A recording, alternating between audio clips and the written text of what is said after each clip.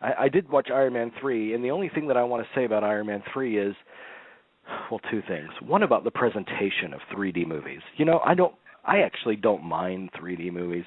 What I do mind is, and I know this is going on all over the country, the theater managers that I know for a fact say, okay, do not play this movie with the bulb, with the light bulb source at a certain ratio, because you need more light for 3D presentations. And that means bulbs are very expensive. That means they die out sooner. So I'm sure that they say, oh, keep the light dim, or for a normal projection when you do 3D, so the image looks completely dark. I couldn't tell what the frick was going on through most of Iron Man 3. I saw it too, but I will not go see 3D movies because for this reason. For that specific reason. It has nothing to do with the 3D, although sometimes I find it kind of annoying a little bit. But I didn't notice the 3D, and I paid for 3D, but I didn't really notice it. It's the darkness. Yeah. The dimness. And that's because they're not playing it at the light ratio that they should. They're cutting corners. Yeah. But I mean, the management, or, you know, go above their head, go for the actual executives that probably gave the directive to begin with. Did you like the movie, though? Dean, did you like it? I thought it was very entertaining for not really the action so much, but I just love that Tony Stark character. I love him in the film. Right, and exactly. My favorite scenes in the movie were his exchanges with that kid. You know. Thank you. Yes. In the Tennessee town.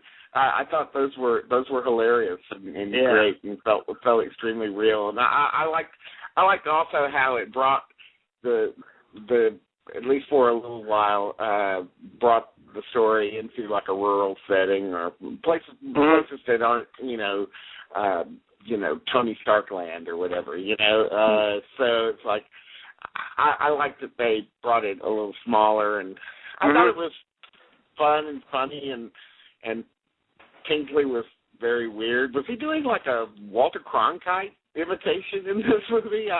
He talked about how he found the voice. I forget what he said, but I enjoyed it enough.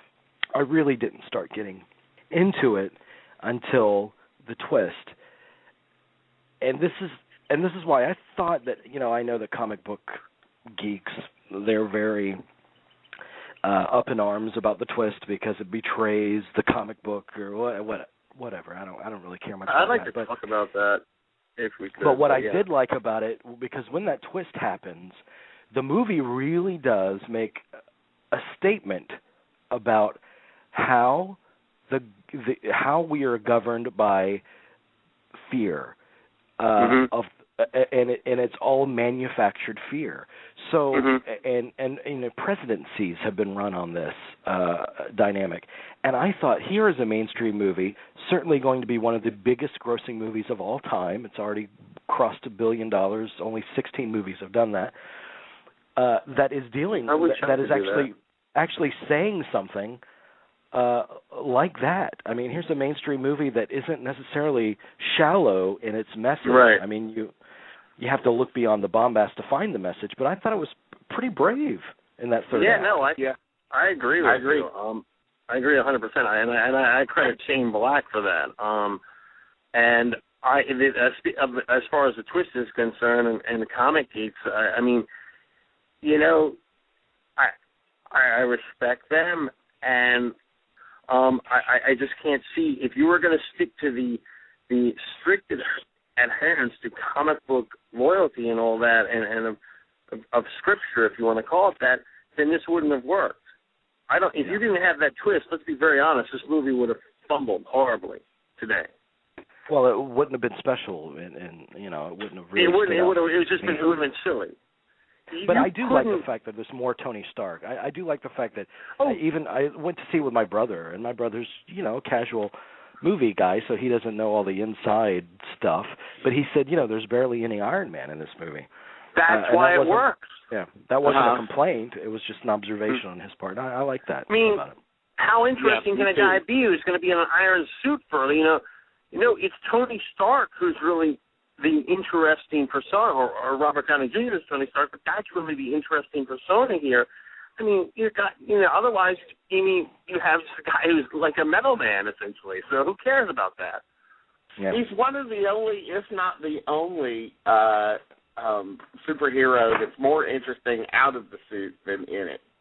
Oh, I would say Bruce Wayne, as at least played by Christian Bale, is more interesting than Batman. I don't find Bruce Wayne interesting because I find him completely humorless.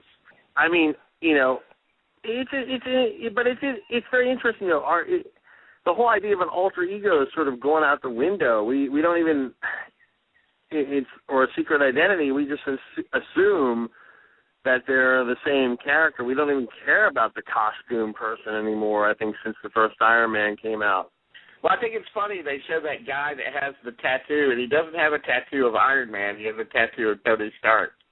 Yeah, I thought that was pretty funny.